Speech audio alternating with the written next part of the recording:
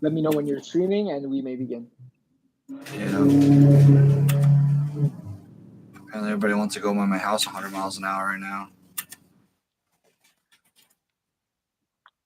There we go. All right. If you could go on my page, it is there. Good to go. Yeah, we're good to go. Republic, good to go. Yeah. Yeah, we're good to go. Okay. All right. What is going on, everyone? Welcome back to Bear Fishing. Today we are doing something different. It's not necessarily an episode, but we are doing a live stream for the first time. By we, I mean myself and my new friend that I met through the Vermont fishing community, Mike from Binya Outdoors. He's a big kayak fishing guy, introduced me to that world as well. Right away, I'll just tell you what we're talking about today. We're talking about fishing on a budget, fishing affordability. So, Mike, go ahead and introduce yourself. So, as you said, I'm Mike. I'm from Vermont. I have a YouTube channel, had it for a little while. I actually originally was going to be a tournament director and decided not to do it and just fish tournaments. But for the most part, been fishing since I was in a car seat and just really got a passion for bass fishing. And in New England, there's a lot more trout fishermen. So it was nice to find someone that I could talk to on here that likes to talk bass fishing. So that's kind of what we're doing here now is just getting on here and talking fishing, I guess. For sure. And that's why I want to welcome everyone and make sure that everyone knows that leave your comments anywhere. Nothing's a stupid question, nothing's a stupid comment. We're here to learn off of each other and learn from other people and grow together as fishermen. So I just want to make that point very clear. So without further ado, we may start our topic for tonight, which is fishing on a budget. And if you're new to fishing, if you're looking to get into it, I guess we're the guys. We've done it before. We've been there. We're not multimillionaires, so technically we still do fish on a budget, even though we have the gadgets. You could tell I got the rod rack here. I got the perch mounted. That's all extra money that you don't need to start fishing. So, Mike, get started. I think one of the biggest misconceptions when it comes to just fishing in general is that you have to have an $80,000 bass boat and you have to have Shimano Curados and Daiwa Tattoo reels. And I can personally tell you that my biggest fish on both species, smallmouth and largemouth, came on Walmart rods. I have expensive gear, I have cheap gear, but I can tell you that this sport does not have to be done with $500 rods and an $80,000 bass boat. When I started doing it, and Matt's going to be doing the same thing. You start out in a kayak, you start out on the bank. Anyone that watches your channel knows you just go to a bank and cast and catch fish. You do not have to have the best quality gear in order to catch fish. And I think that's one of the biggest points that I like to make to people is that a Yum Dinger and a Yamamoto Senko are basically the same thing, but the difference is about $6 a package. So Right. kind of keep that in mind.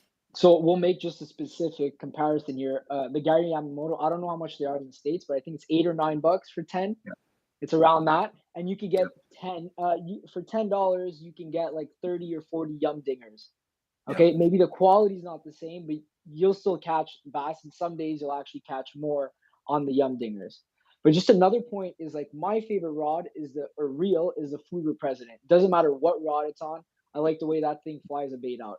So that being said, that is not expensive, and I've caught all of my fish, and obviously that means my PBs on this reel. So I'm not talking, and that's another point to make clear here. We're not talking down on the expensive stuff because it does work well. It's not that it doesn't work well.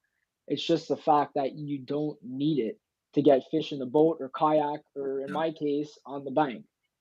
Um, I guess you can continue on that point. Now we got comments here. Caught a 40-inch pike Barbie rod. Okay, that there's YouTubers that Case make in point content. right there. Yeah, Yeah, exactly.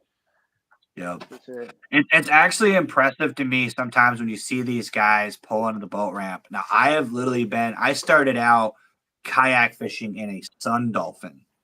I don't know if you're familiar with this brand. It's a Walmart brand sit-in kayak. It Okay, is $200, brand right. new. I have literally been fishing next to guys in $90,000 bass boats, and they're using all high-end, ridiculous gear rods, ridiculous gear stuff, and ultimately they're not catching anything. And I'm right next to them in a $200 kayak using a Shakespeare ugly stick and pulling in 3-pounders. So I think a lot of the biggest misconceptions is that there's a lot of guys that think that they have to have a certain kind of line, a certain rod and reel because they watch the pros. And don't get me wrong, I would love to be a sponsored angler. I would love to have gear given to me for free. But at the same time, that doesn't mean that I'm only going to exclusively use a certain line or a certain hook or a certain snap or reel. Exactly. Because if you can afford it and it gets you on the water, then you can catch fish with it. If you can't afford it, then you're not catching fish with what you can't afford. So there's no point in spending. To be honest, I've bought in both levels. I've bought in one of my favorite reels is an Abu Garcia Black Max. That combo with a rod is about $50. And that's the reel and rod all together. And you can get them for like $50, $60. Maybe a little bit more with cost of living increases and stuff like that lately, supply chain issues. But still, for $60, I still use them. I've had them for 5 years. Right. I've got Daiwa Tatula that I've already had to replace, and that's $190 reel. Hold on one second. My 6-month-old puppy found a bottle, so hold on one second. Oh, good. Hey. All right, guys, stay tuned. That's actually bringing us to a whole different point that we'll get to once he sits back down. There he is. Okay, there he goes.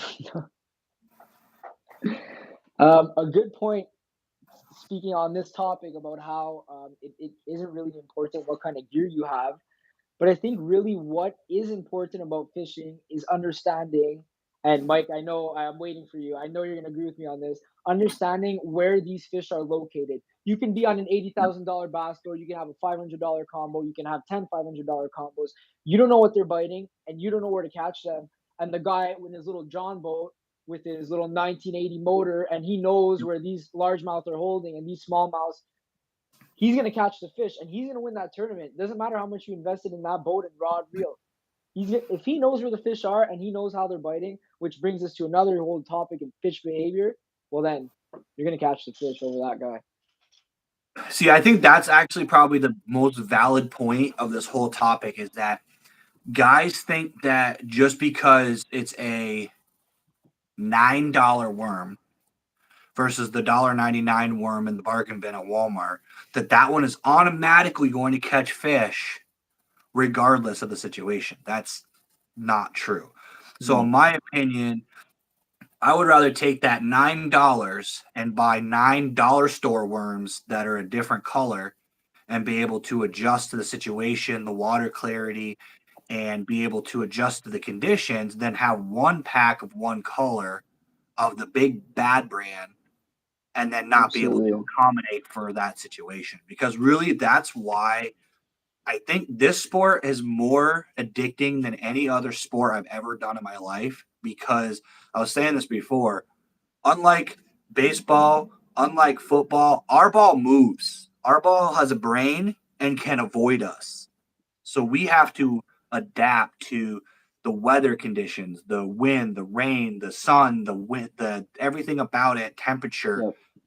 And if you can't have, and I'm not saying, and this is kind of going to sound contradictory, but I'm also not saying don't buy every damn color that they have available because you'll go broke doing that. Point. Yeah, then we'll just be going against the point of what we're talking about. So you know what? I don't want to cut you off from your point, but let's talk practically. If you want to start fishing, what would you recommend? And then I'll give my piece too.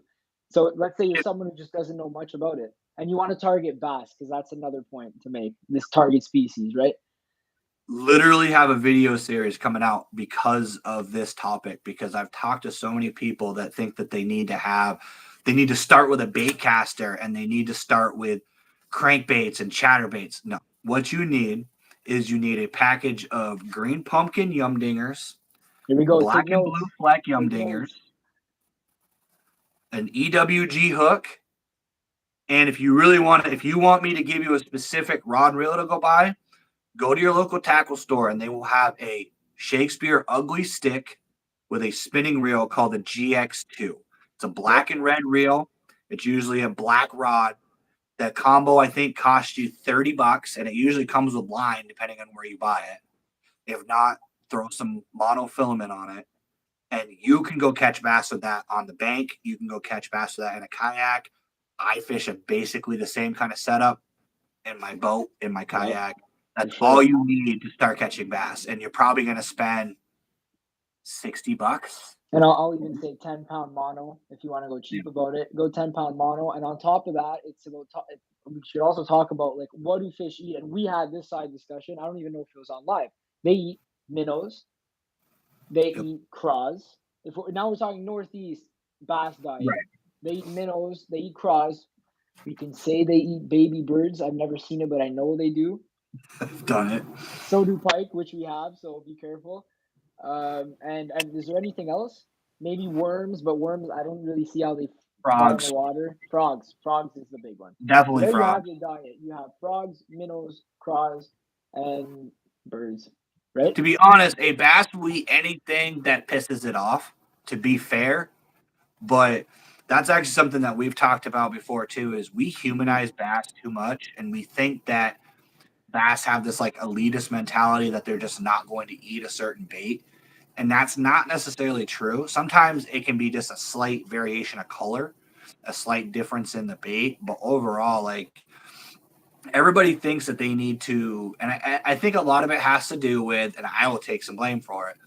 They watch me on YouTube, they watch Matt on YouTube, they watch Tactical Bassin, and they see us start pulling fish in with a jerk bait. They see us pulling fish in with a chatterbait, and they go, "Oh, I got to go get those." Yeah, those are awesome to have, and they're situational baits. But if you do not have a setup yet, if you're getting into the sport, start with worms. Start with plastic worms. Absolutely. And that's all you need. You can literally go catch bass tomorrow with those baits. Yep. So, I mean, that's for bass, really. So we talked about the diet. I think as a beginner, something that I was only introduced to years after, which spent me a lot of money on fluorescent colored lures and everything like that. There's actually two things: water clarity, and as well as the time of year and where these bass are located. If you don't know where they are, I'll keep saying it if I have to, you won't catch them. Right. So I don't know where I am, my neck of the woods, there's no woods. The water clarity it's non-existent basically. So the darker stuff does better. Once again, depending on the time of year.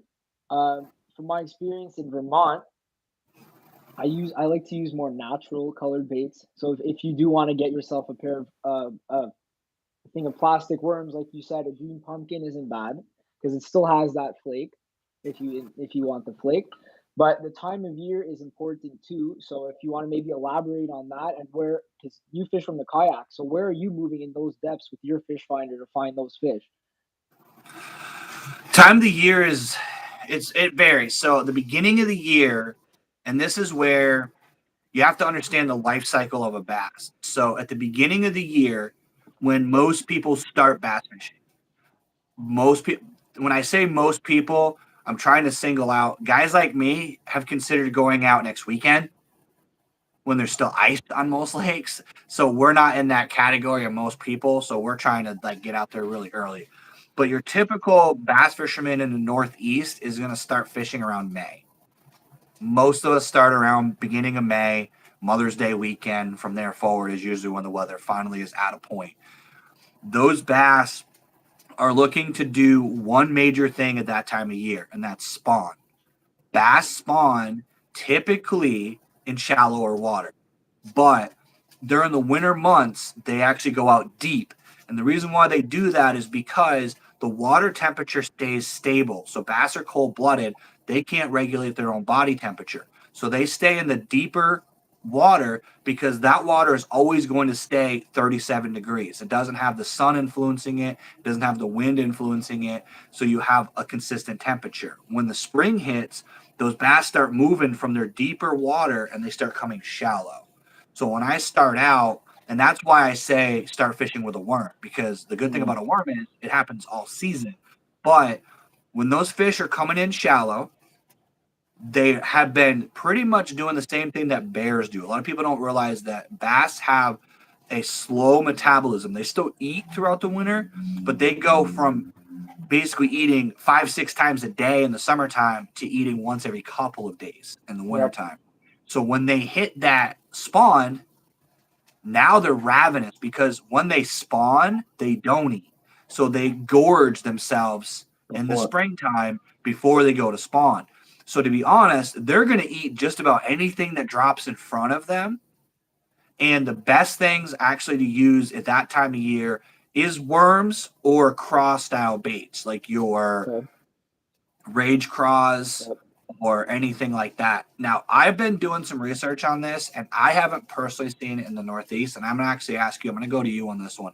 What's your experience with using like the red and orange I can't craws? get one. I can't get one to stick, even on a lipless. Yeah, I I can't can't either. get one. But I do have, I'll defer with you on one point in the sense that I use a lot of cranks in May Yep. in shallow water and they kill it. So if you do want to go the extra mile and get yourself a hard bait if you're starting out, crankbaits would, in my opinion, is the best Yep. because you don't have to twitch it like you would a jerk bait. You just sauce Yep. it out there, you throw it out there, and you just reel with your rod tip down or up depending on the vegetation. But simply in the middle, just reel it in and let it do the work. It's just gonna move side to side. It mimics a fatter bait fish. I like the fat crankbaits. And like you're saying, those fish are trying to get fat before they spawn because they won't be eating during the spawn. So yeah, it's just a little side point. I do like the crankbaits, but I can't stick one on a red or orange. The See, and I cross have a section, buddy. I've had a buddy that uses that like fire tiger, or not fire, the fire craw chatterbait, those like bright orange, blaze orange. I'm experimenting with it. I actually made some plastics this year to try to play around with that. They mhm. say that color works. So I'm not going to say it doesn't work. I haven't had a ton of experience fishing them in general because I have my basic go-to colors, but I'm going to be trying those this year. The crankbait thing's a good point too. That's another detail on the budget situation. Strike King KVD crankbaits. Oh, can't go wrong. I They're catch all my cheap fish on that. and they work really well. The other ones that really work well, and you'd be surprised, is actually the cotton cordell ones at Walmart. Those things are cheap, but they do work. The problem with those, I will say, I don't normally disparage a brand. Change the hooks out. Change the split rings and the hooks on those cotton cordells because those hooks suck and And they those will are bend out. little details that go a long way when your PB's on the line and you lose Yep. it because of a crappy hook. So it's and it sounds like at the end of the day, you're better off with like a Strike King bait because you're probably okay with not changing out the hardware. To be honest, most crankbaits, when you buy them, their hardware kind of sucks. The only bait I can tell you that the hardware is usually good out of the box is Berkeley. Berkeley puts those Fusion 19 hooks on all of their stuff, which is literally their top brand hook. But you can use one of my favorite liplesses to use is the cotton cordell, and it's cheap. And you can buy them at Walmart for $3. Hmm. Um, Just why I for say that is because you can go buy Rapala, VMC. but you're Yeah, going to that's pay $10 for a square bill, whereas you could buy a KVD for 6. yeah, exactly. Depending Yeah, I was on gonna sometimes depending on if you go to the right store. If you go to like a Dick's Sporting Goods or a Walmart, a lot of times they'll have those clearance baskets and there'll yeah, be square bills and crankbaits in those baskets, like 5 for 5. Yeah, you could and do you'll some get a deal damage on there. them. So Yeah, that's a good point to make. We could get into water clarity and which color to choose and that. So what do we got now? We got rods done. Rod reel combo. Don't start buying rods and reels separate if you're new to fishing and you're fishing on a budget, start because with then it combos. starts getting expensive. We're talking worms for bass specifically. Another good point. If you're in the Northeast and you're going out fishing, you're gonna have the pike and you're gonna have the bass. And worms have worked for pike when you're not targeting them and it'll take your line off. But crankbaits is a killer for pike. Yep. So it's not like you're only going for bass. You can catch. Actually, I go out for pike sometimes, and I specifically use a crankbait. Crankbaits. You know what's funny about crankbaits is that, and this is what doesn't make any sense to me. is you take like a 2.5 KBD and you'll catch a 30-inch pike, but you'll also catch a 4-inch perch. You'll catch a 6-inch rock bass. You'll catch trout at times, depending on the time of year. That's what's cool about the crankbait. Like, and when we say crankbait, mostly we're talking square bill. They do have crankbait's kind of a generic term, so I don't want to confuse everybody too much. Crankbait is basically a hard plastic bait that usually has some sort of shaped bill on the front. It's either the rounded ones tend to dive deeper, the square ones tend to be shallower. There's a little bit of a difference between those types of baits, but when we say fishing term, generally a crankbait is usually a square bill, is usually what we're talking about, or a lipless, but that's a different category altogether. Right. So those are fish catchers. It has no difference. And the cool thing about a crankbait too is you can actually troll them too. If you want to, and you're in a kayak, you don't even have to cast and reel them. You can actually just throw them out into a current and just drag them. And that depends on the size of the bill as well. So, I mean, you get technical too, like walleye trolling to get them in deeper water. Those things will troll at like 15, 20 feet. But in general, this ties back to the point that what do fish feed on? Smaller fish. Exactly. Right? And what does a square bill crankbait look like? And another thing is the sound of a square bill crankbait. There's some with rattles. Like most of them are with rattles. I don't know if there's any other metal in them that'll make the So sound. there is some cool. So there's actually, and that gets into a really technical thing, so I won't confuse too many people, but there is literally major differences when it comes to sound. Is there's some that have metal BBs in them, so they'll have a lot of little BBs. Some of them will have a single big BB. And there's actually 13 Fishing makes a chatterbait square bill hybrid. No, okay. So it's actually the bill itself vibrates. 2 seconds. You don't need it. Don't need it. I can tell you right now, don't buy it because I've never caught a fish on it, and I own 6 of the colors of it. There you go. And I'm not trying to Keep Fishing, sorry, you still can sponsor me, but I'm going to be honest. I bought it because I thought it's called a Jabberjaw. And I thought chatterbaits work, square bills work. This thing should work awesome. What it does is the square bill actually rocks back and forth. And what it does is it makes that bait like wobble and hunt. And you think it would work really, really well. I have yet to catch a single fish on any of them. And I put them right in after catching fish. I put them in places that I know there's fish and not success of them. Yeah. And like even to the point that like I'll still go to a Bass Pro Shops and spend all kinds of money on things that I don't need. But really, like a square bill crankbait, you got your worms. And now let's talk line too, because there's line that's so expensive these days. So expensive. And I'm just out here using regular mono and I'm still landing fish. And sometimes I don't even have to retie my baits for the next day. And things getting jammed under a log and I'll just pull it right out. So do you use just straight mono or do you use like a braid deleter? You use straight? I do straight. So for the most part, I use braid deleter. Yeah. But I will tell you right now, for the sake of this video and anyone who's an experienced bass fisherman that might be watching this, you're probably going to want to slap me, but you see that category called fluorocarbon? You as a new fisherman can ignore that category. It is not valuable to you. It really isn't, because there is a specific situation, there's specific conditions, and there is a necessity for that type of line.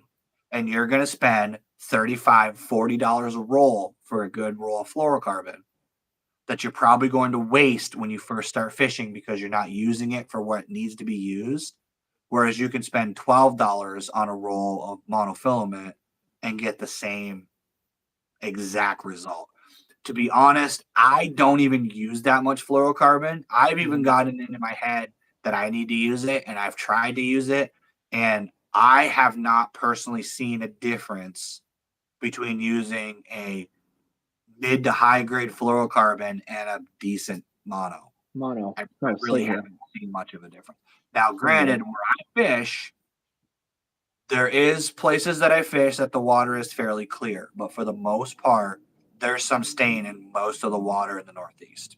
Okay, now So, I'll add on to that point because you're being humble and you're saying, okay, because I fish certain circumstances, but I fish very, very clear, I mean, drinkable water in Vermont for yep, brookies, for smallmouth, for rainbow trout. And you know my answer. I'm using mono. yep, yeah. I'm using mono. I don't see the necessity, to be honest, of everybody brags about it and says, you need to use this fluorocarbon, and you have to understand that's the thing I want to drive home is when you watch YouTube, there is a difference between a guy who is sponsored and who is really passionate about a product. And you'll know that because that guy will say to you, I use only Cast King line. That's a sponsored angler. Oh The yeah. reason why I know that is because there isn't a single angler I know, there isn't a guy that I have ever talked to that uses exclusively one brand. He'll go to the tackle store, he'll buy a brand, he'll try it, but then you'll see another brand and you'll be like, you know what? I'm going to buy that next time. And Yeah. then I'll buy this one next time. So most guys have a bunch of line. And actually, on a cost saving thing, one thing I highly recommend, I have a video coming out on this too, but when you put line on your reels, use a line counter because you're going to waste money if you don't. Because what happens is if you put line on your reel and you don't know how much you're putting on your reel, you're going to put too much on there, which actually makes it harder to cast. And the way the spools are designed, if you go over by 10 or 20 yards, Uh, now you've got a spool of line that's absolutely useless to you. So you'll have a 150-yard spool, but if you put 100 yards on a reel when you really only need 80, exactly. now you have 50 yards on the spool left, which doesn't really get you what you need. So now you've got 50 yards of wasted line. Whereas if you use a counter, and you can do it, I've made a video about the Cast King Calibrate, which is a fancy thing, but you can literally buy these things for like $8 on Amazon. They're actually designed to count the line as it goes out. You turn them upside down, clip them on your rod, reel through it, and it will tell you how much line you're putting on your reel because that's the biggest mistake I made. I have freaking rolls and rolls and rolls of line that I can't Yeah. use because there's Yeah. not enough Exactly. on the spool to really put it on a Right. reel. Right. And if you would have counted it in the beginning, I mean, you would have known when to stop, and then you could re-spool it on a And different you know how much you have reel left. or whatever. That's a good point. It's I hard to tell what you would, have left. yeah, it is. I would like to talk about fish location though. Yep. Um, maybe we could expand more on pike because they're there in the Northeast, and sometimes you'll be surprised when you feel a bite and your whole bait's gone. Well, chances are it's a pike or even a muskie. So similarly to bass, these fish spawn in the spring, but they are the first to spawn after ice is out. Them Yep. and walleye. Is it like a domination thing because they're the most dominant species? I don't know why, but Oh, it just is what it is. And they're usually the first fish to bite a square bill or a jerkbait when I am targeting bass in the spring. yep. Okay, and that is because they're on the hunt post spawn to fill their bellies after they haven't been eating for a while. So I don't know really your experience with pike fishing or maybe pike targeting pike in general because I do a lot of pike fishing here in Montreal because there's a lot of pike. They don't need clean water to survive and thrive. They just need a healthy bait fish population, I assume. In terms of bait fish, I'm talking from minnows all the way to like 10-inch perch that they'll take down, including small birds, especially for pike. Yep. Yep. So they're kind of like the gators. That's why they call them the gators because they'll literally eat anything that swims their way, and they like a lot of vibration. And bass, because they're a trigger fish, they also enjoy vibration. So sometimes, like we were saying, you're targeting bass and you'll catch the occasional pike. So maybe if you want to talk about that, I know that square bills work. And if you want to add one other hard bait to your collection, if you're starting off, that even catch them during the summer, I would just get a square bill, like we've been saying, and a good jerk bait. And for pike, Yep. because it's pike, the color honestly doesn't matter from my experience. Not at So all.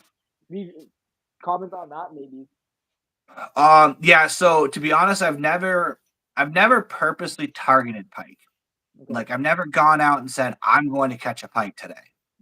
That being said, like you just kind of pointed out, I don't think I've gone. I'm trying to think, like, it's very rare that you go bass fishing and you don't hook into a pike. Yep. Okay. They eat the same thing that the bass eat. They live in the same environment that the bass live in. So they're going to be there.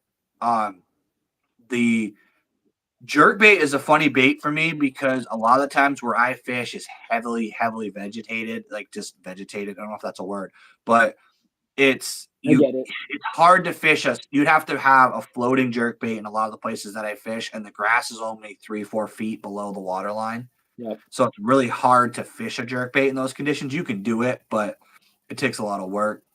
My favorite hard bait is still in the crankbait category, is actually the lipless crankbait, which is similar to a square bill, but the reason why is because of how I fish it.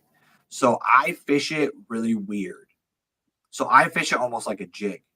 I was gonna say it's common here. It's common here for walleye, actually. Yep. So yeah. So I'll take a lipless crankbait and I'll cast it out. I let it sink all the way to the bottom, and then I pop it, and then I let it flutter down.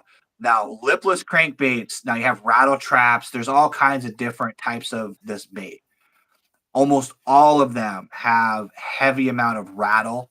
So they make a lot of noise. So when you pop it, what happens is they flutter up and then they flutter down.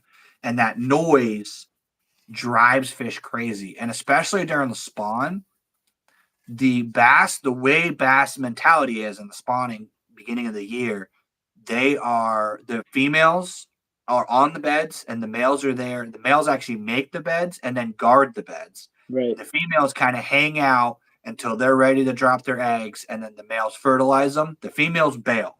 They're gone. Mm-hmm. So the males stay there and guard the babies, and they're there until those babies hatch. I actually thought it was the other way around. Yep. No, females are gone as soon as they lay the eggs. Sometimes females actually, they've done studies where females will actually sometimes even go to another bed. Okay. So sometimes they'll drop their eggs and go to a whole nother spot, but they bail. And there's actually depending on the species, sometimes even the big males will bail, and the younger, what they call fry garters, the smaller, more spunky male bass will stay around. And from what I understand, and I'm not exactly a biologist, and we actually want to have a biologist on here to ask these kind of questions too, but from what research I've done, bass actually literally go from laid eggs to hatched in like 4 days. Yep. But that male doesn't eat, he doesn't leave the nest, and he is like a pit bull in a junkyard over that nest. Anything that gets near that nest, he is going to kill it. He's not even going to eat it. And if you watch it, if you ever seen this, like if you've ever been over a bed and you drop a bait in, they will zoom in and they'll sit there and they'll look at it. And it's like they're trying to intimidate it. And then they'll bump it with their nose. I've actually literally seen them pick baits up and move them. That's happened. Yeah. I actually one day, the bass was so focused on keeping stuff out of its nest, I literally bopped a bass in the head with a Ned rig. Mm-hmm. And all it did is pick it up, drop it, 20 feet from the nest, and then right back to the nest and back in its position. And they do not. But those baits that he was talking about, the jerk bait, that's a perfect bait because that bait stays in that strike zone. So that's why you catch a lot of fish on jerk baits, because if you're over a bed and you're popping that bait and that bait but staying there, it's not leaving, that's going to make that bass mad, and he's going to come up and kill it because he wants it away from his nest. Yeah. So you'll still catch those fish that are guarding the beds. I mean, and that's a whole like topic that it's almost like you don't want to talk about because it's like, is it ethical? It's gonna create some controversy for sure. Right. Some guys But really hate it, but I my do. personal opinion on that, and I'll throw this out there, Yeah. is if you do it properly, it's okay to bed fish. But what I mean by properly is I caught that fish. Picture water. Back in. And you Don't watch put it it in go your back. live well. Don't call your mom and talk about the fish. Don't do a live stream with the fish. Hold it up, snap a photo, put it gently back in the water. Don't throw it. Yeah. And these And it's fish going to tend go to. back to that bed. Don't drive away. Literally catch it, Yeah. put it back in the water. If you do that, you're fine. If you throw it in your live well, you screw around with it, you could hurt it. I mean, you could ultimately make that bass not able to spawn. Mm-hmm. So that's also gets into another topic, which would help having a biologist on with us. But if you're new to fishing um, and you do end up landing a bass that we're talking about, it's how to handle a bass, right? Yep. So avoid the gills. Don't puncture eyes. Bass don't have teeth. They have little grips around their lips. Okay, it's almost like a mouth guard that just has grips on it right around their lips. So you can handle them with your hands. Even the biggest, like my PB or peacocks, which isn't Yep. even technically a bass species, but a cichlid, super aggressive fish. But the mouths are made like bass, and they'll flop in your hand, and they'll try to get out. They'll never cut your hand. I mean, you'll see like it's as if you're going like this with sandpaper on your hand, Yeah. right? Yeah. But it doesn't really hurt. So in terms of handling it, you don't have to hurt them, especially. Okay, we're not. They chances are they're not going to swallow the hook unless it's a freaking hog and you're fishing with a crankbait and it swallows the hook. Yeah. Okay, and that's a whole other different topic. But handling the fish, I mean, don't keep it out of the water for a long, as like short amount of period as you can. Hold it from the mouth. Like I said, don't touch the gills inside the gill plate. I don't know any other advice that you can give for people who do land their first bass, hopefully because of the advice they're getting Yeah. here. So the one thing that I see people do a lot is envision this as a bass. They hold it like this, That's a horizontal. good point. Yep.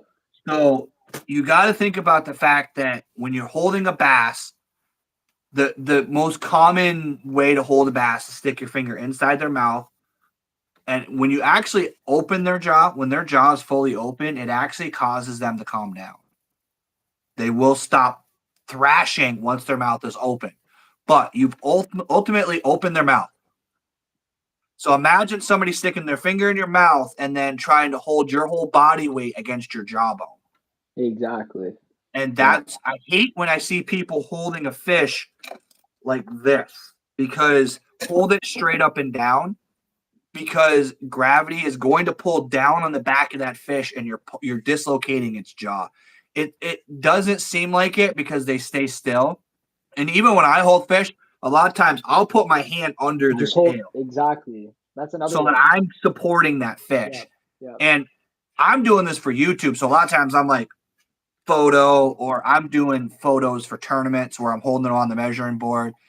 But a lot of people have a tendency to hold it horizontally to make it look bigger or whatever they're trying to accomplish there. But I'll hold them horizontally, but you'll notice my hand is literally like, I'll do it with my water bottle. Like I'm holding it like this. So I'm supporting the whole weight of that back. So you're Because, getting the same angle of the fish just without right. hurting its jaw. Yeah. Now, I will say, because we brought up pike already, don't try to lip a pike. Yeah. You will learn to regret that really, really fast. For pike, what I recommend is using those plastic, not the metal ones, the plastic lip grippers. Mm-hmm.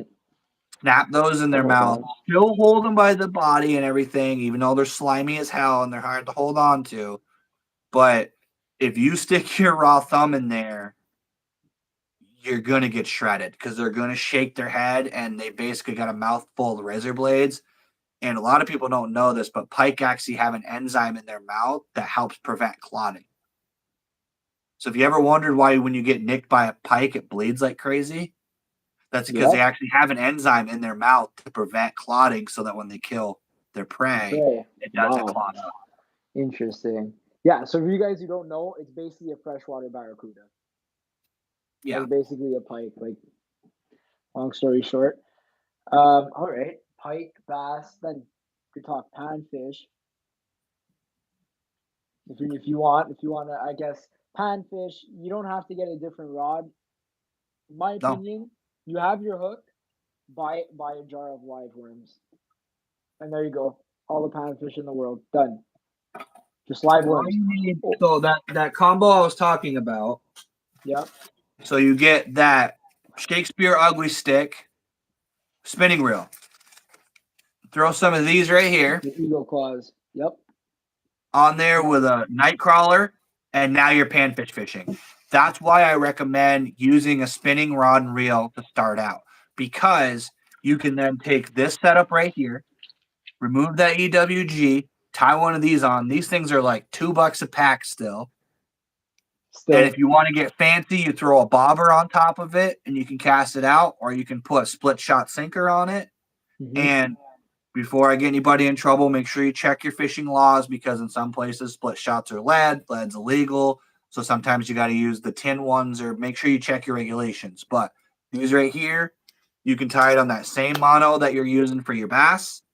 You can tie a bobber on it, and you can grab a package of night crawlers and go to your local bank fishing spot and catch perch, bluegill, rock Great bass. point. Anything. You can catch anything. Some of the biggest bass I've caught, and I've even caught pike on Yep. worms. Yep. Worms work for everything. I don't even know, and I've had this conversation with other fishermen here. I don't even know where bass see worms in their natural environment. I've never seen a worm just crawling in the water. Or are they falling off of trees into the water? I don't understand. But when any fish sees a worm, even the smallest little bluegill or pumpkin They seed, come they're unglued. gonna go up to it and try to just nibble at the hook, even if they're too Yep. small to get hooked. So really, the best bait if you're a beginner is a live night crawler, and I don't think Yep. anybody can argue with that. No, it's incredible, the power of a night crawler. And like I said, he was just making that good point. Is I have literally been fishing on Lake Ontario, and I'm there salmon fishing. We're blowing off the lake. We're fishing in the marina because we can't go out in the big boat. My, at the time, 6-year-old nephew is using a spinning rod with a bobber and a night crawler. Me and my brother have Daiwa Tatulas with 13 fishing crankbaits with fluorocarbon. We're casting Yumdingers, Senkos. We're using every single bait we own. Don't catch a goddamn thing. My 6-year-old nephew on a spinning rod, a bobber, and a night crawler pulls a 5-pounder out of the marina. Same area. Yep. Me and him have 3 times his lifetime worth of experience fishing, but he caught it on a night crawler. So everybody disparages like the live bait and like the night crawler deal, but to be honest, it's not cheating, and it always will work. It's and just a thing. it's not like you're cheating as a fisherman. Maybe because you're not allowed live bait when you're fishing a tournament, and even at that, Right. I think saltwater tournaments you are, but we're not talking about saltwater here. Right. But like just personal experience, like same thing. Like we've also been fishing since we're young with night crawlers. We know they work for everything. But like last summer, I was done my day on Lake Champlain, and I was just trolling maybe in like 20 feet of water, trolling on the slowest speed. And I have a night crawler with a little split shot on top, and I caught my PB smallmouth.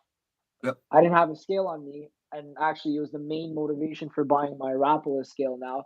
But that thing, not even kidding, was close to 7 pounds easily on a night crawler. I think some of it's scent. I actually think some of it's scent.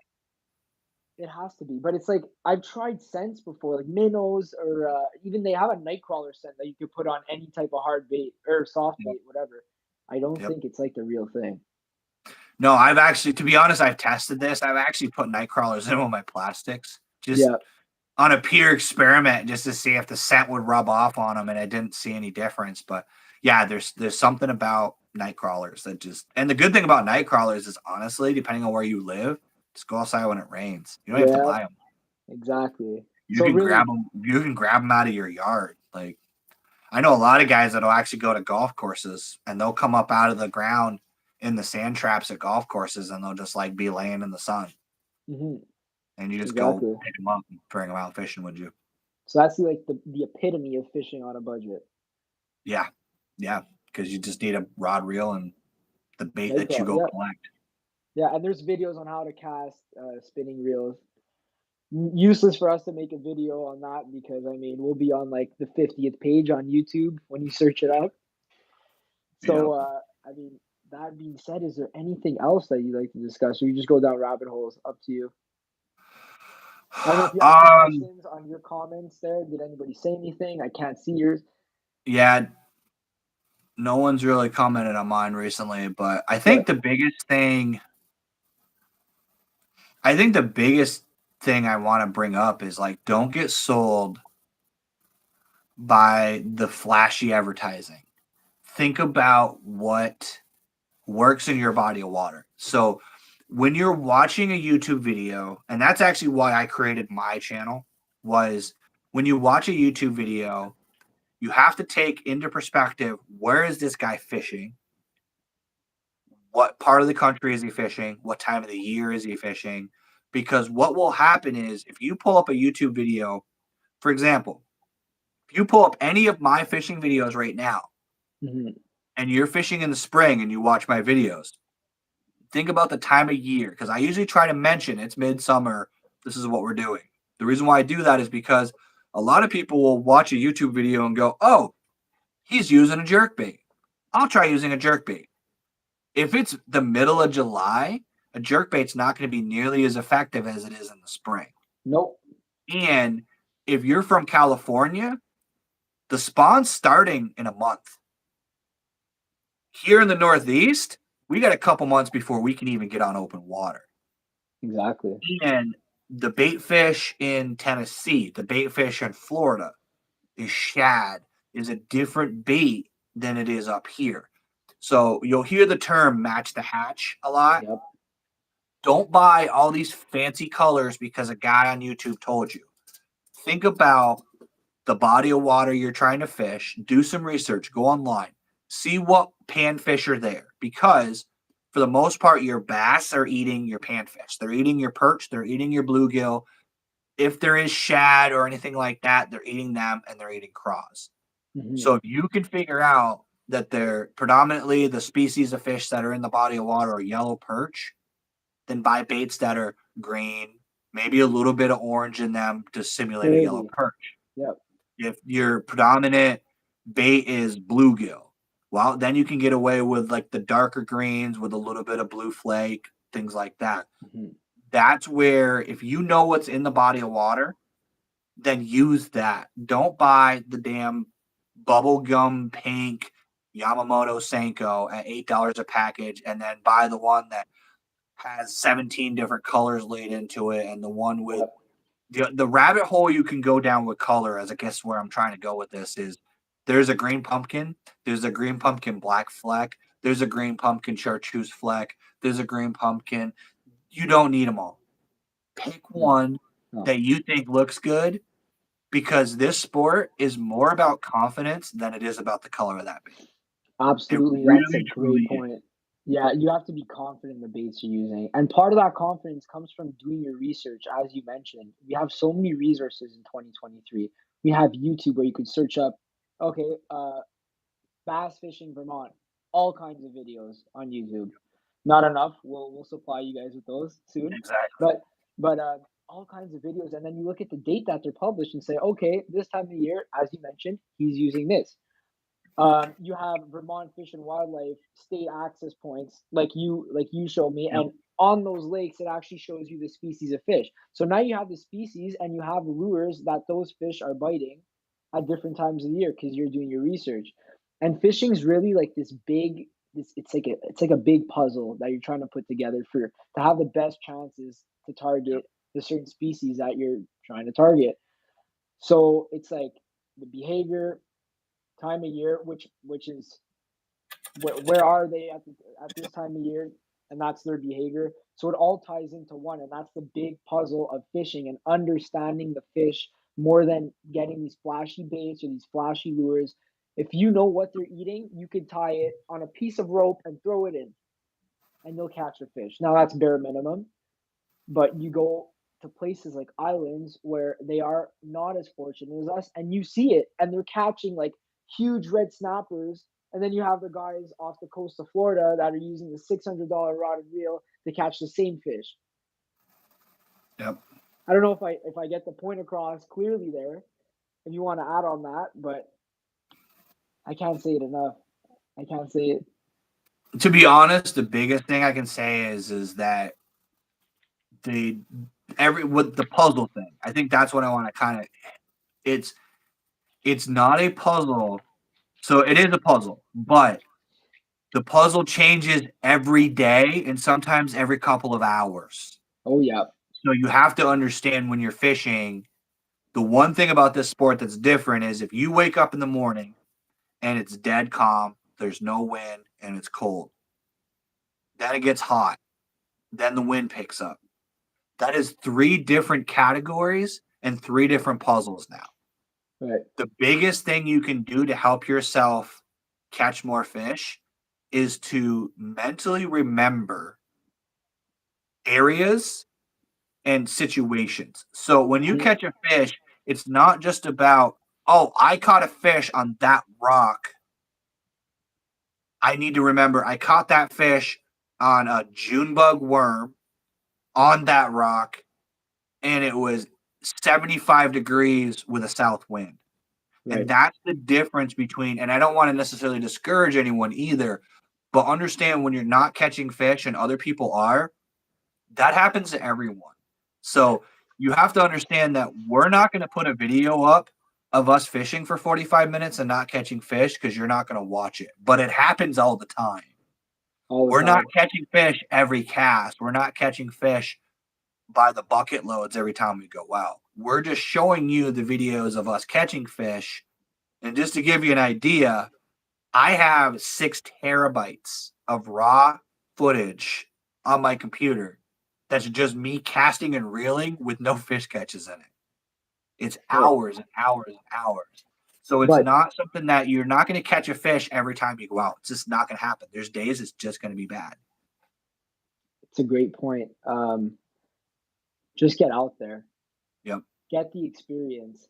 Why do you know all these things? Because you've done it. You've had those days of not catching, and then you'll catch when you and it's. I mean, when you catch one and you haven't been catching all day, that's the one you remember, and you remember how you caught it and where you caught it. You know, it's like that mental imprint that sticks there. But the only way to get those experiences is by experiencing it and getting out there. So that's another thing. Like John B. I don't know if you know John B, like famous YouTuber. He always says never stop fishing. If it's something you want to get into, like anything else, like you really need the experience to become a really successful fisherman. But we're talking about the bare minimum now. But yeah, you really need a lot of experience to successfully catch fish in any different situation. Like you're mentioning, some days have 3, even 4. If it starts raining on that day, then that's a 4th situation that you're encountering that you need to have reference points from other days out on the water of how to target those fish in that scenario. The whole fishing on a budget thing. So you have your rod, your reel, your worm, you're out at the dock. Guess what? That experience is free. Doesn't cost you a damn thing. And I'm going to tell you right now, you're not going to catch fish from the couch. Nope. And I will tell you, weather conditions, that's another thing I want to reiterate. Be safe. Please be safe. But rain, fish will bite. Cold, fish will bite. Windy, not windy. There isn't a condition that fish absolutely will not bite. There is situations where they will bite less or more. But if you only have 4 hours on Saturdays to fish, use those 4 hours. Plenty. That's plenty. You know, like if it's something that I think a lot of guys I talk to, they're like, oh, wow, it's going to rain tomorrow, so I'm not going to go. It's like, well, do you have rain gear? Can you go? Because if you can, even if you don't catch fish, don't chalk it up as, oh, it's a bad day and I suck at fishing. Chalk it up to, okay, what did you do? Right. Okay, you went to the bank, you cast towards the pillars of the bridge, and you didn't catch fish. Well, maybe next time you don't go to that bank, or maybe you go further down that bank. maybe you know that next time in those conditions they don't bite there, but they might be biting on the other side. And before I forget this point, when you get out there and it is raining, or for the reason why you didn't want to go and you still get out there, and then you end up catching one, the feeling and the experience you get from that, because what happens is you're eliminating those days where you thought in the past you couldn't fish, to now you're having successful fishing days because of that day that you learned how to catch it on the day that you didn't want to go. Yep. There's nothing more rewarding than waking up, being groggy as hell, looking outside and seeing that rain and being like, ugh, should I go? You know Mhm. what? I'm going to go. And I will admit, I was one of those guys. I used to avoid it because I was like, nah, they're not going to bite today, whatever. As funny as it is, YouTube is why I've learned this experience, because as someone who wants to create content, sometimes I go fishing even when I think, it's probably going to suck today, but maybe I can go. And the other thing you can do, which is actually probably more important than catching fish. So you're going out on a day. I don't know if you've ever done this, but I've literally gone out on a day where I don't necessarily even expect to catch fish. Bad conditions, right? Whatever. The conditions are awful. I just practiced. Screw it. I don't think I'm going to catch fish. I'm going to throw a jerk bait and learn how to work a jerk bait today. Absolutely. I've got a bait that I've never tried before that I want to play around with this new bait I bought.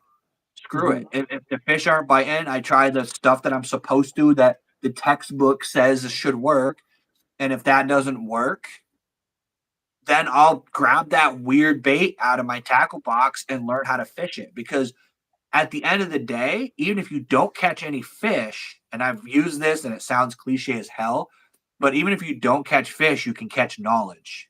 You can learn how Absolutely. to use a lipless, learn how to use a chatterbait, learn how to fish a square bill, learn how to cast better. Even if it's something as simple as working on your pinpoint casting so that you can hit your spots easier. Yeah, and not only that, it's all psychological because you actually end up catching fish. Yeah, You do, you'd be you do. surprised. I'm usually surprised when I go out and it's raining and windy. Yep. Sometimes the fish are on fire, but it's more getting the hours under your belt and just being out there, and like you said, the experience is free, and you're learning for when it is that perfect condition day. Well, now you know how to use that jerk bait because you know the fish are feeding on jerk baits in that specific scenario, like the early spring, Yep. and it's not going to be your first time working it, so you're not working it in a weird way that fish don't want to bite it, but rather you have that pattern ingrained in your head and you're ready to go. Yep. Yeah, it's And an invaluable lesson that you can just, it's free. You're there. That's the beauty of fishing, is that realistically you can spend 60 bucks, buy your fishing license, and you're good. yeah, All you need now is earthworms that you get for free, or some $3 plastic worms that you buy in a 30 pack that are probably going to last you for a while, and just go. yeah, and you know, another point is the passion behind it. Like we said, both of us are not sponsored, but we're here talking for almost an hour now about Yep. fishing on a budget, which we both don't even necessarily do, but we try to do. We try to I do. tried it. We're Yeah. kind of learning from our experiences to try to teach you guys that you don't have to do what we did, the initial cost that we put into it.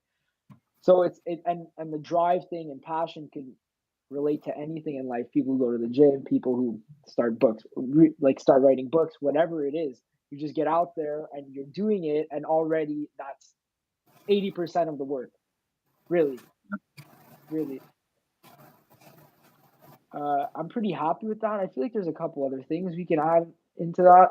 Um, The biggest thing I want to add is anyone who has so this live thing is kind of a new thing for both of us, but what I really want this to become, and what I created my channel for, was I wanted to build a fishing community. I wanted to build pages where people can ask questions, share information.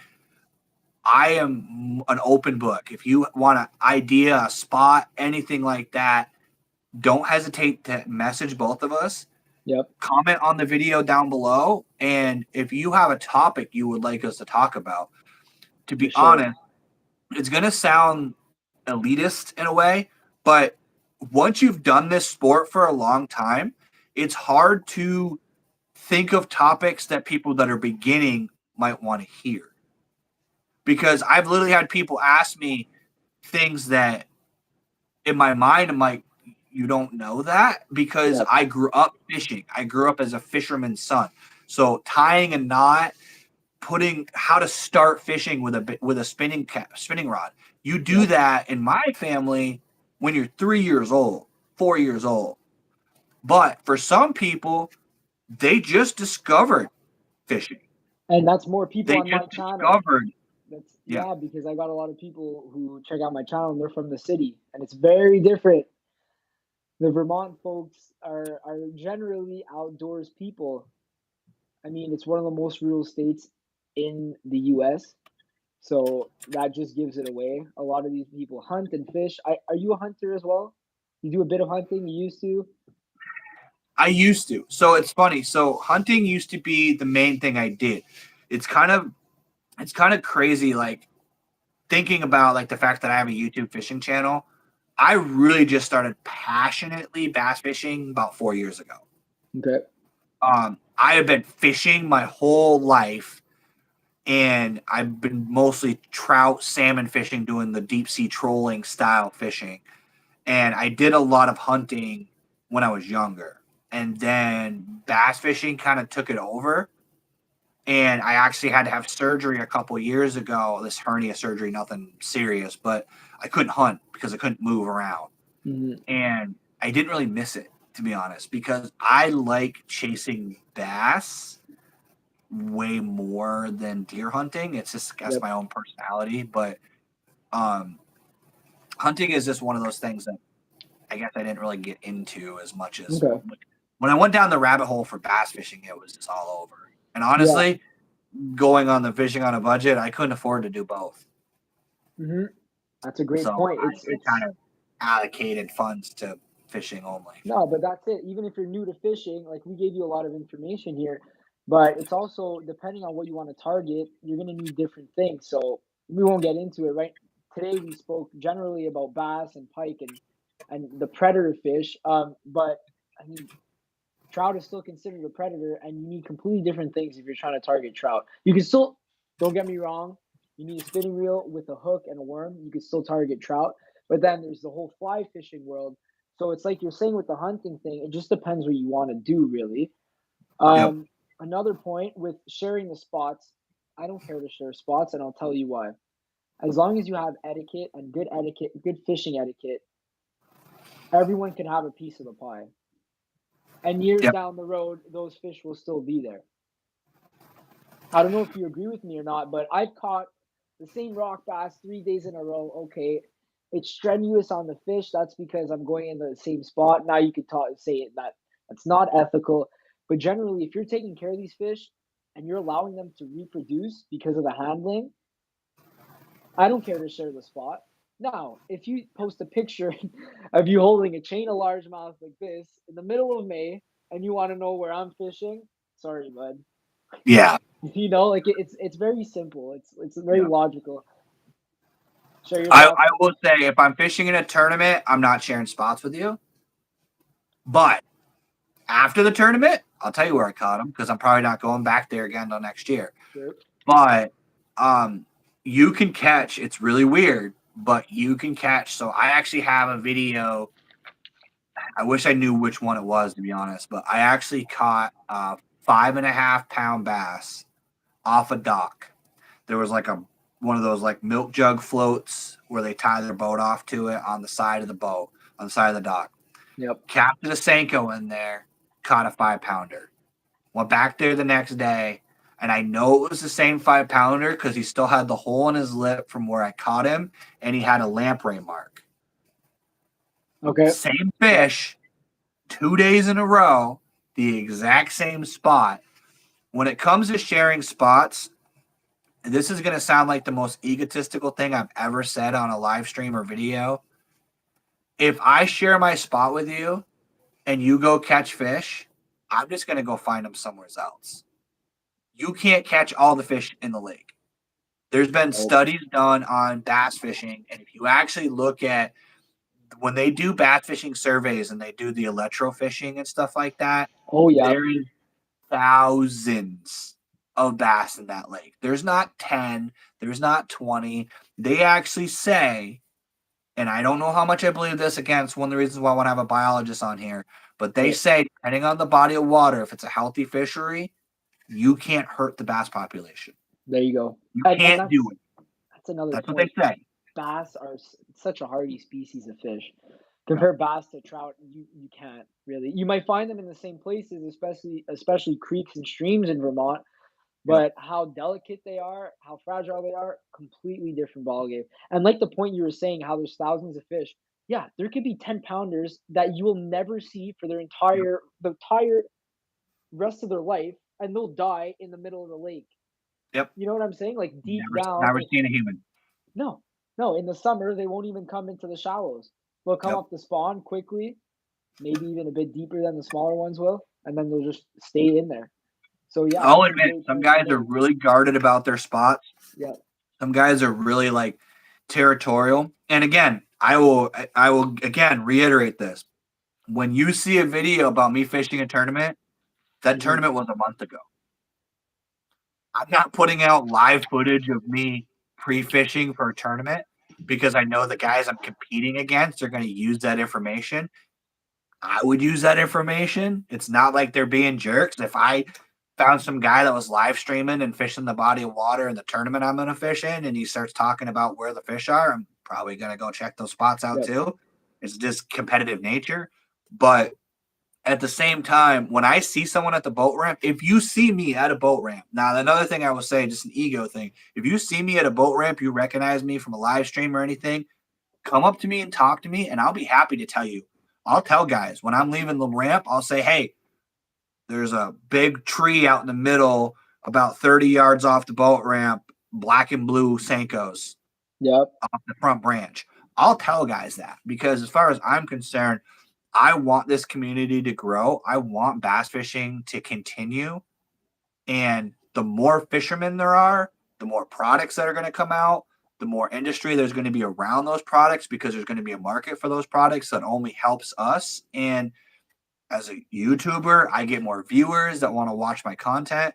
Not only that, I'll learn how to find fish. I'm not worried about finding new fish. Actually, if anything, and I don't know about you, my favorite thing about bass fishing, obviously it's catching them, but my favorite thing about bass fishing is learning about how to outsmart the bass. Like when you have those days where you're just not catching them and you just stop and you go, okay, here's the conditions, here's the puzzle pieces I have. And then when you just put that puzzle together and hook one fish, doesn't matter if it's a 8-pounder or an 8-incher. Yeah. When you catch that fish, it's like scoring a goal in soccer, scoring a touchdown in football, scoring a goal in hockey. It's like that epitome of all these little things come together to that fish, and it's a celebration in your head. And that's what fishing is for me. It's about learning every day and just picking up more knowledge. And the biggest thing for me, maybe because I'm from the city, is trying to discourage people from being on these things all day.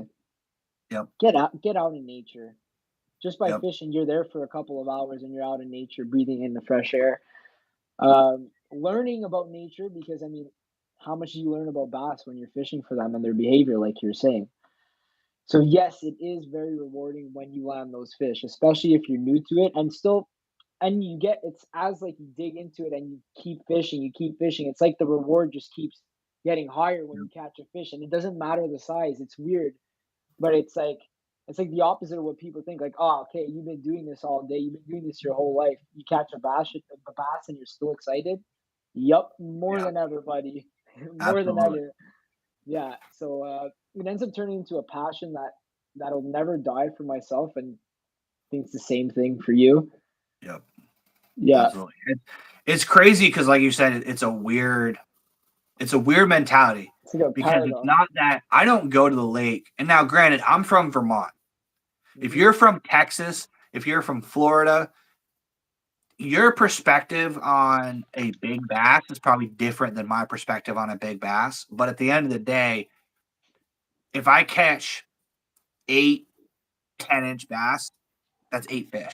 That's 8 creatures that I interacted with in nature, that I in my mind, outsmarted, got to bite my bait, got to take a picture with it. And honestly, there is some days where I have a crappy week at work. I'm stressed out. I've had a long week. Fishing is my reset place. And for a Absolutely. lot of people, you don't realize that like our society is so connected to electronics. It's so involved with stimuli all the time. But when you're bass fishing, it's just you, your rod, and the fish. That's And it it. gives you that opportunity to just reset your life, reset for a few moments, an hour, 2 hours. If you're ridiculous like me, 16 hours. But Yes. it's something where you can take that moment, be in nature, enjoy the birds, enjoy the wind, enjoy the sun on your face, and try to just catch a fish. And that's all you need to worry about. You don't need Right. to worry about your mortgage payment, your car payment, whether you're going to have food on the table for that hour to 10 hours or whatever. You can just be like, me, fish. That's the only thing I need to worry about. And honestly, it's helped me a lot personally. I started really heavily fishing during COVID when everything Hmm. was shut down and you couldn't do anything. And that's when I really started really ramping up the YouTube channel. But it's also it's not just a sport to catch fish, it's also a peace of mind for a lot of fishermen. Oh, that's probably the biggest thing for me. I mean, it's better for you than any other type of disconnection from reality that you can Yep. get else in a bottle or a pill bottle. That's Yep. you know what I mean? So I don't know, just being out with nature. I get it is a passion, but like I said, the passion grows once you start. Yep. My brother is someone that I never thought would be a fisherman. Never. And now it's literally his favorite thing to do. Why? Because the more you learn to love it, from my Yep. experience. And like, look, I started off whatever doing pan fishing stuff. Then I went on to making my own soft plastics, as you do yourself. Now I started the Instagram account, the YouTube, and the main reason, like he's saying, is to share and grow the community. I started my YouTube channel to show people what I'm doing during the day because they'd be like, "Oh, where are you going for a couple of hours?" Well, this is what I'm doing. And it's like, "Oh, this is actually cool. This is fun." Well, I encourage that. Come out with me, learn, um, just be with nature. I don't have that much else to say really. You No, got a I think comment that's on that? pretty much it for here. Like I said, though, if you guys have any questions, any topics, that is the lifeblood of a content creator is you guys saying, hey, I really wish you would do a video on that. Yep. We'll do it. Like, especially at this time of year, because I can't fish. I know you probably have the same situation that everything's iced over. I don't do a ton of ice fishing. I see you do a little bit here or there, but I enjoy it. It's just right it, now I don't want to take the chances. the this year has been awful. Like the conditions. Terrible. I was actually supposed to go fishing yesterday morning. I didn't go. Yep. No. How long? It's the conditions are not good and it's risky. So for us, being able to come on here and talk fishing is great, but if I can provide something that somebody wants, like specific details on a topic, we're gonna try to do these. And I'm making a commitment on a live stream right now. It's probably a stupid commitment to make on a live stream, but I would like to try to do these once a week, if not every other week, and just Yep. come on and talk fishing. Hmm. But to be honest, The thing is, I yep. could go on a rabbit hole every week for an hour every week, but it may not be what you want to know. So if you want to learn something, you want to know how to do things, we can do a seminar on tying knots. It doesn't really matter, No. but we can come on and bring you content because at the end of the day, it's a weird give and take. I'm making content for you that you'll enjoy watching. And in turn, when people watch my videos, I don't know about you, but I watch my analytics. And when I'm like, oh my God, 40 people watched my video today. In the Hmm. scope of YouTube, that's nothing. But to me, that's huge. That means 40 people actually took time to watch something I made.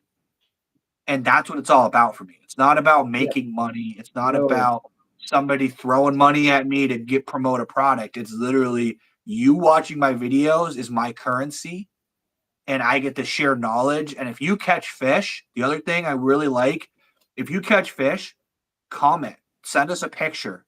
Matter of fact, Absolutely. if you catch a fish using a technique we've talked about on live, we'll put it on here. We'll put it on the next live stream. Absolutely. If we're providing you any type of value towards your fishing experience, that is the main goal. This is pure passion right here. There is no goal of monetary. If that comes, so be it. We're gonna be here anyways, doing what we're doing because we enjoy. It comes as cherry on the cake or cherry on Sunday, whatever you want to say. Yeah.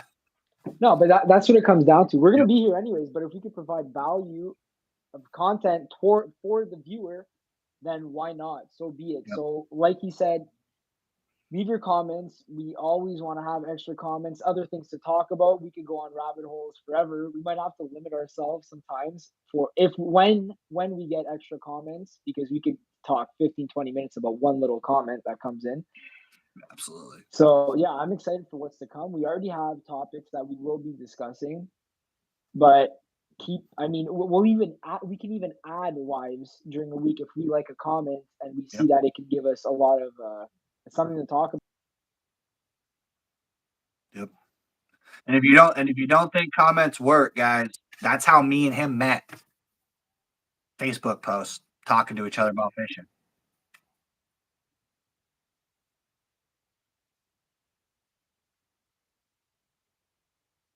Exactly. Yep, we can wrap up here. Again, guys, thank you for watching.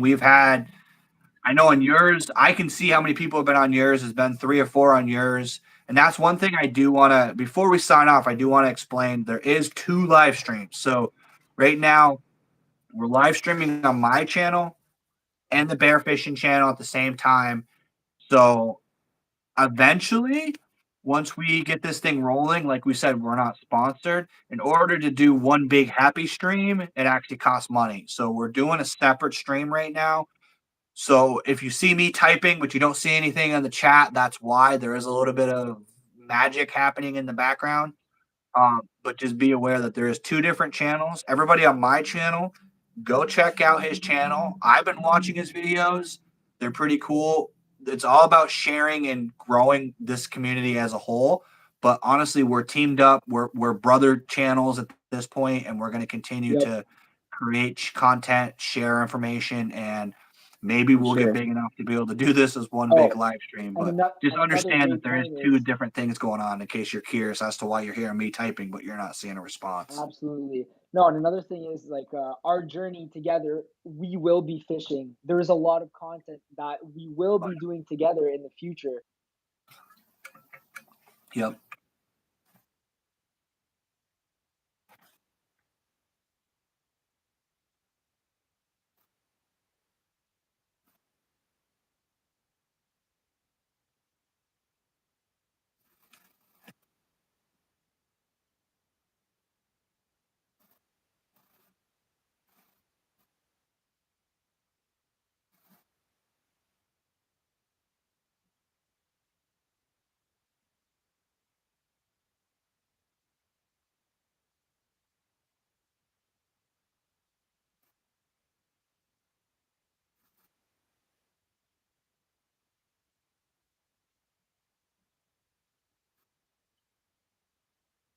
No, I think that's about it. We'll definitely be back. We're gonna try to figure out some sort of regular schedule. We'll post it out, let you guys know when we're gonna go live. We work full-time jobs, so it's not always gonna necessarily be the same day, but we'll try to get you guys notified when we're gonna go live, and we'll be back for more content for sure.